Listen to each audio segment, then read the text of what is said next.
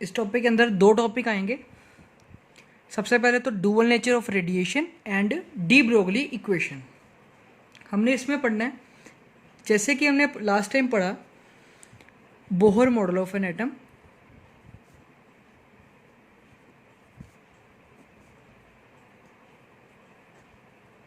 ठीक है। ये बोहर मॉडल की आगे डेवलपमेंट है, ठीक है। Development leading to the quantum and wave mechanics model of an atom, ठीक है। ये आप ऐसा भी समझ सकते हैं कि ये हमने क्या कर लगे हैं, हम इसको क्वांटम मैकेनिक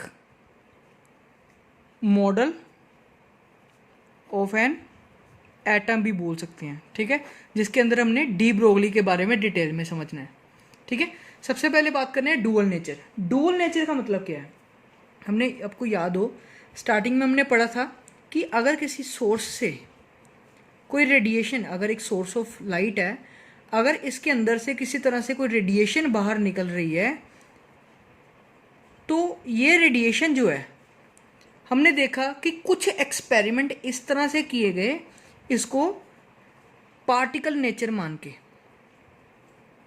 अगर मैं रेडिएशन का पार्टिकल नेचर कंसीडर करूं तो मेरे कुछ एक्सपेरिमेंट परफॉर्म बड़े एक्यूरेट होंगे, ठीक है। इसको देखा गया कि रेडिएशन का पार्टिकल नेचर मानने पर काफ़ी सारे एक्सपेरिमेंट थे जो कि टेक प्लेस कर रहे थे, ठीक है।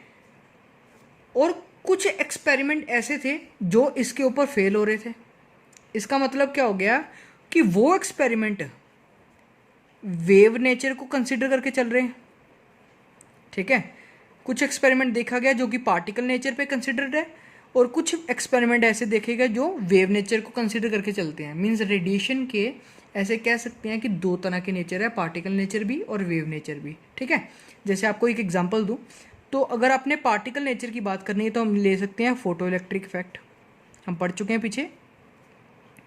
जो फोटो इलेक्ट्रिक इफेक्ट है वो हमारा पार्टिकल नेचर ऑफ रेडिएशन को कंसिडर करता है, ठीक है। अगर हमने ये देखना कि किसी चीज़ का पार्टिकल नेचर किस तरह से बिहेव करता है तो हम इसको फोटो इलेक्ट्रिक इफेक्ट को समझ सकते हैं, ठीक है। और भी काफ़ी सारे इफेक्ट्स हैं, ठीक है। Photo electric effect is the main fact, ठीक है, which in which radiation is consider to be as a particle nature, ठीक है। दूसरी तरफ आ जाएगा हमारा वेव नेचर वाला। वेव नेचर के अंदर कौन सा आएगा, जैसे मान लो पोलराइजेशन।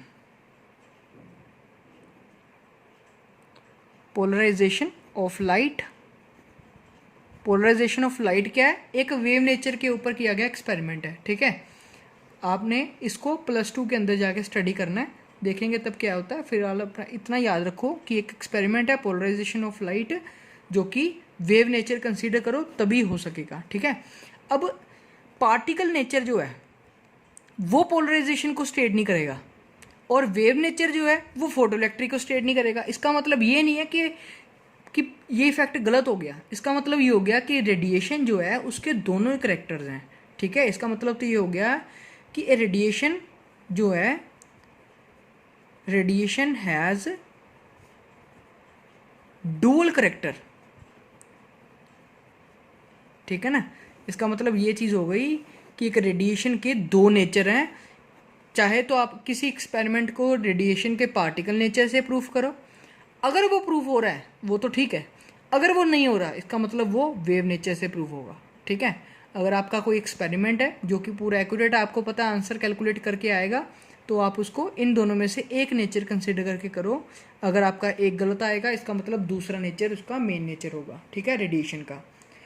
इसी तरह से अब इसको ही आगे क्या किया गया, एक्सप्लेन किया गया किसने, डुअल नेचर को सबसे पहले जो एक्सप्लेन किया था वो किया था आइंस्टाइन ने, एल्बर्ट आइंस्टाइन ने इन 1905, ठीक है। डुअल नेचर को 1905 में आइंस्टाइन ने एक्सप्लेन किया था।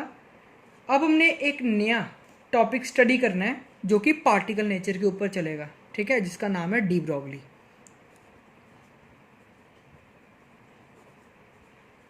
डी ब्रोगली कॉन्सेप्ट या डी ब्रोगली हाइपोथेसिस, ठीक है। डी ब्रोगली ने क्या कंसिडर किया अपने कंसेप्ट के अंदर, डी ब्रोगली ने कहा अगर कोई पार्टिकल चल रहा है, कोई मटेरियल चीज़ है जो चल रही है, तो उसके साथ एक वेव जरूर एसोसिएटेड होगी जिसको नाम देंगे हम एक मैटर वेव, ठीक है। इसने क्या कहा कि अगर मान लो एक काफ़ी छोटा कोई पार्टिकल है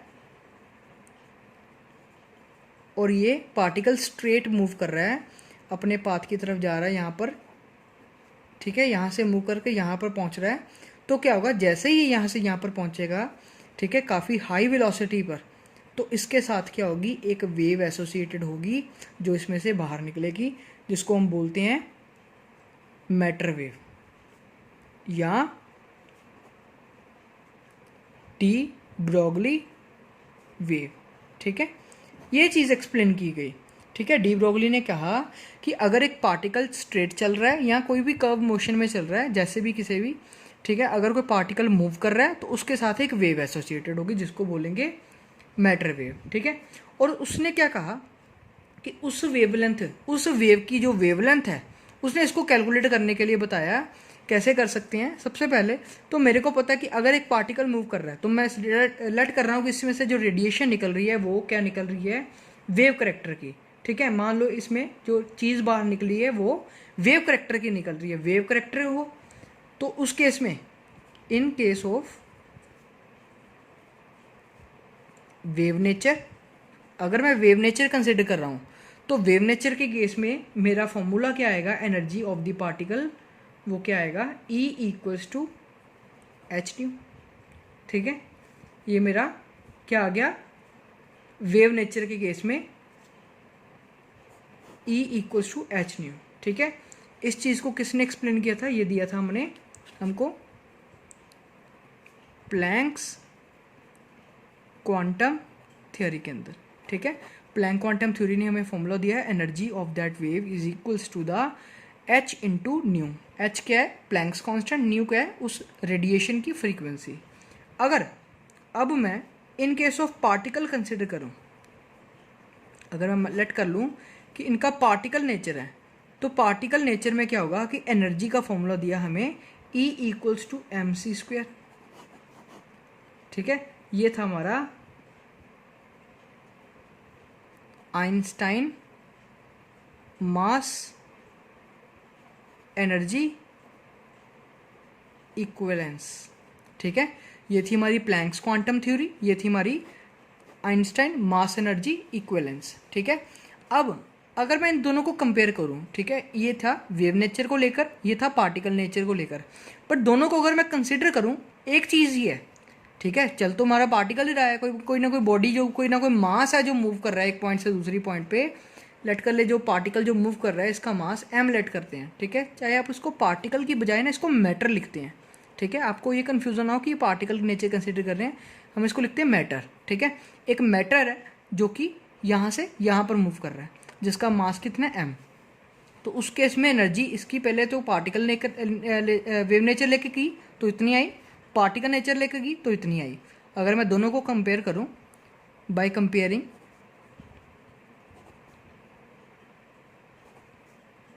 वी गेट, क्या आ जाएगा, H nu equals to M C square. ठीक है, और न्यू की वैल्यू क्या आ गई, M C square by H. ठीक है, अब न्यू की वैल्यू आ गई। हमने स्टार्टिंग में एक रिलेशन किया था according to velocity frequency relation, कि वेलोसिटी किसके इक्वल है, लैम्डा टाइम न्यू। ठीक है, अब इसमें से अगर मैं न्यू की वैल्यू निकालूँ तो मेरी आ जाएगी velocity by lambda equals to new.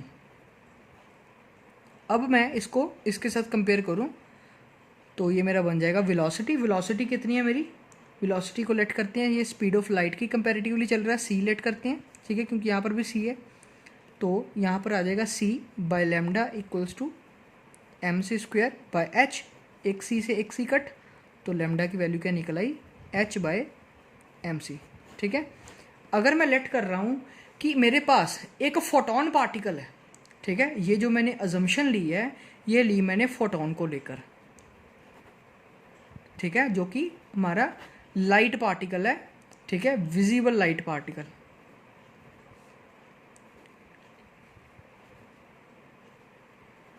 ठीक है, जो कि विजिबल लाइट पार्टिकल फोटोन को लेकर जेकर मैं प्रूव कर रहा हूँ तो मेरा आ रहा है लैम्डा इक्वल्स टू h/mc।